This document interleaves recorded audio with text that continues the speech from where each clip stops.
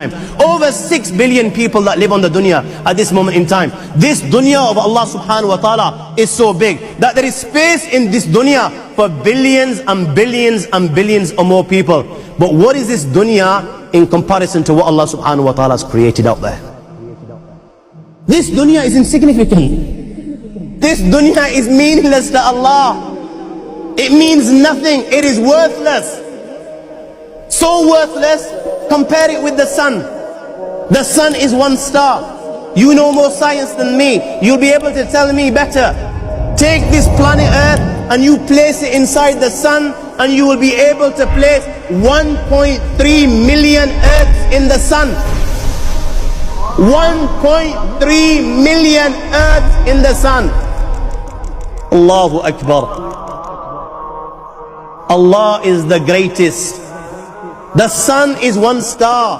One star. There are stars out there which are millions of times bigger than the sun. You tell me this, that you need millions and millions of stars to make one galaxy. And then you tell me this, that there are zillions of galaxies out there. Let me tell you on top of this, my friend,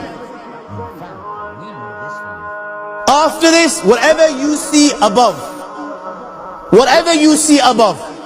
when you raise your head and you look above, whatever you see above, the zillions and zillions and zillions of galaxies, let me tell you, this is everything there is within the first heaven.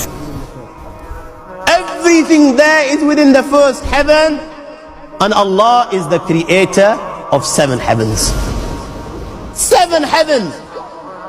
And the distance between the first heaven and the second heaven is 500 years.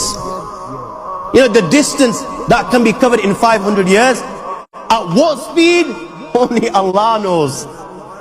Only Allah knows.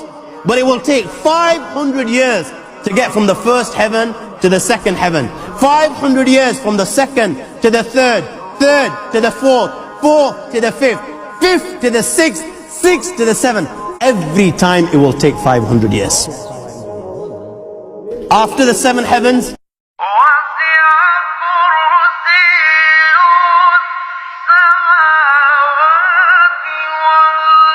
وَسِعَ كُرْسِيُّهُ السَّمَاوَاتِ وَالْأَرْضِ. You all read the Ayatul Kursi. You all know the Ayatul Kursi. After this you have the Kursi of Allah. You have the chair of Allah subhanahu wa ta'ala.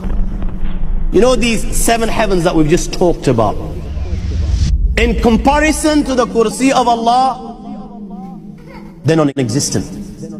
They're meaningless.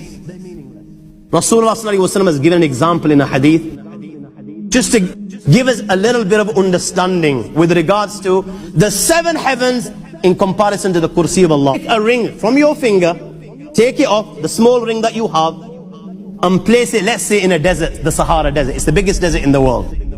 You know that ring that we take off from our fingers and place it in the Sahara Desert? What comparison is in between the ring and the Sahara Desert? Nothing. Nothing. The 7 heavens is the ring, and the Kursi of Allah is the Sahara Desert. After the Kursi of Allah, you have the Arsh of Allah.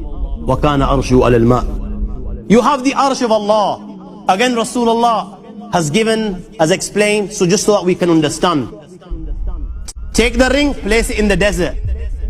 This time, the ring is the Kursi and the Arsh is the desert. What is the Kursi in comparison to the Arsh of Allah? Nothing. My friends, then you have the Lord of the Arsh. لا تدركه الأبصار ويدرك الأبصار وهو اللطيف الخبير. He is beyond the size of Allah, who Allah is, what Allah is. The greatness of Allah is beyond the comprehension of my little mind.